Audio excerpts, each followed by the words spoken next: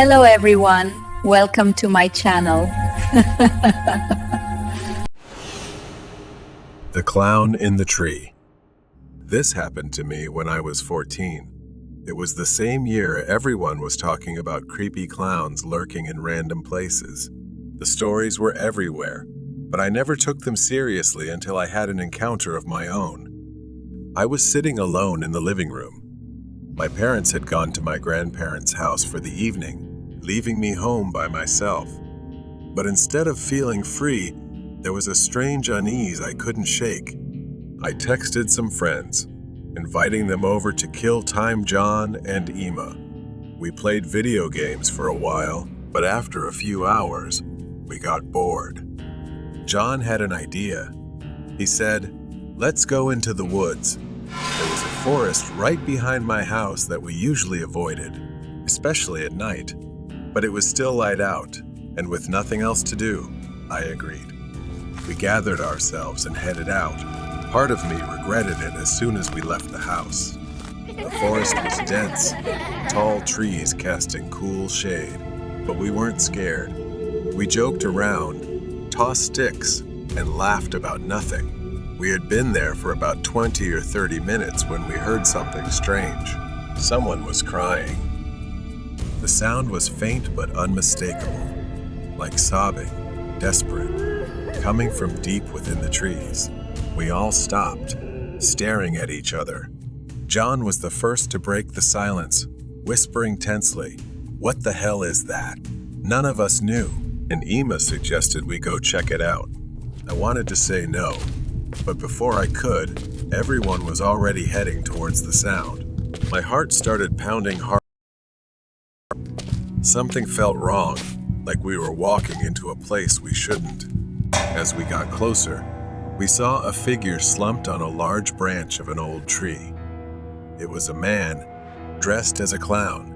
His outfit was white with black polka dots, but it was stained and torn. He wore a black wig, but it was messy, and his makeup was smeared by what looked like tears. He just sat there, quietly crying. John, being the idiot he was, yelled, "Hey, you idiot! Why are you crying up there?" A chill ran down my spine, and I instantly turned to John, telling him to shut up. But it was too late. The clown looked down at us, his tear-streaked face twisting into a smile. His lips curled upward, but it was hollow, as if he was trying to express something through invisible pain. And then I saw it. His hand, gripping a large machete, the blade covered in what looked like blood. We were frozen.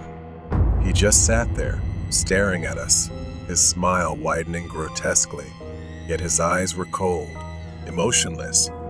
He said, "You won't understand, but when I show you, you will." Panic surged through me, and without thinking, I screamed, "Run!"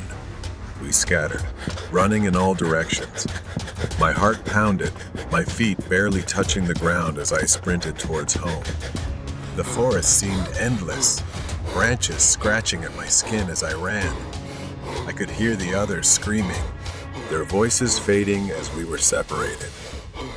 I reached the edge of the woods, sprinting into my backyard. I didn't stop until I was inside, slamming the door behind me. Then, I waited for my friends. Emma made it back, panting and pale with fear. But John wasn't with us. We waited for him, hoping he'd burst through the door, laughing about how scared we were. But then we waited, and no one came. We called the police. They came and searched the forest.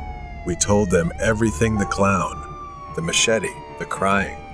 They didn't seem surprised. It turned out the man we saw was a local. He had been on the run for days. The police said he was a heavy drug user who had killed his wife and left her body wrapped in a white sheet. The next day, they found John. He was dead, discovered in a deep lake in the forest. The man must have chased him while the rest of us ran. I couldn't believe it. John was gone, just like that. And it was my fault for agreeing to go into that forest. If I hadn't, Maybe he would still be alive. I told my parents everything, and they promised never to leave me home alone again. But it didn't help much. I couldn't sleep for weeks, and when I did, I had nightmares of the clown standing in the forest, smiling at me with his blood-stained machete. It's been 5 years since that night. I'm 19 now, but the memory of what happened in the forest is still burned into my mind. John's disappearance and the discovery of his body in the lake. It haunts me. No one ever talked about it after the police closed the case. A tragic accident, they said. A drug-crazed maniac. But I knew there was more to it. For years, I pushed the memories down, but recently, they've started to resurface. It began with nightmares, the image of the clown, his twisted smile. But lately, it's been more real, as if he's not just in my dreams anymore. Something is coming for me. I've started feeling like I'm being watched again, just like back then. And tonight, I swear I saw him, standing at the edge of the forest behind my house, staring at me. I grabbed a flashlight, pepper spray, and a taser. I don't even know what I was thinking, but I couldn't sit here, paralyzed by fear anymore. The only way to end this is to go back to where it all started. The air was thick with silence as I stepped outside, the flashlight casting weak beams through the trees. The moment I entered the forest, each step felt heavier than the last, as if the woods themselves were pulling me deeper into the darkness. I didn't know where I was going, but my legs seemed to remember the way. Soon enough, I found myself back at the place where we had first seen the clown crying. Suddenly, the rustling of leaves shattered the silence. I froze. The sound of snapping twigs grew closer. I slowly turned around. The flashlight shook in my trembling hands, illuminating a figure perched on a branch, whistling. It was him. He looked just like before, his white clothes smeared with dirt and something darker dried blood. His black wig was still a tangled mess. He just sat there, staring, holding the machete.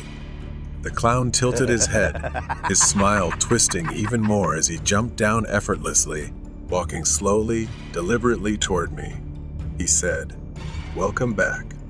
I was so angry I almost cried, yelling that I knew what he had done to John. The clown's smile faded, replaced by a fake look of pity. "You don't understand," he whispered. "I didn't kill him. He chose it." I shook my head, backing away. His words. When I ran, I remembered seeing John hesitate, standing still. He didn't seem scared, more like mesmerized. And what he said before we ran into the woods, he looked sad, doesn't he? I snapped back to reality as the clown got closer, saying that when it was my turn, I'd understand. His words hit me like a punch. I stumbled backward, tripping over a fallen branch. The flashlight slipped from my hand, flickering as it rolled across the ground. Darkness enveloped me, and I reached to grab it, but the clown's footsteps were closer now. I looked up and saw him towering over me, raising the machete. I pulled the pepper spray from my pocket and sprayed it. He staggered for a moment. But then I heard a voice that sounded like John's. "Alex, you need to leave." I don't know how. I didn't look back at the clown. I just ran. His laughter echoed behind me.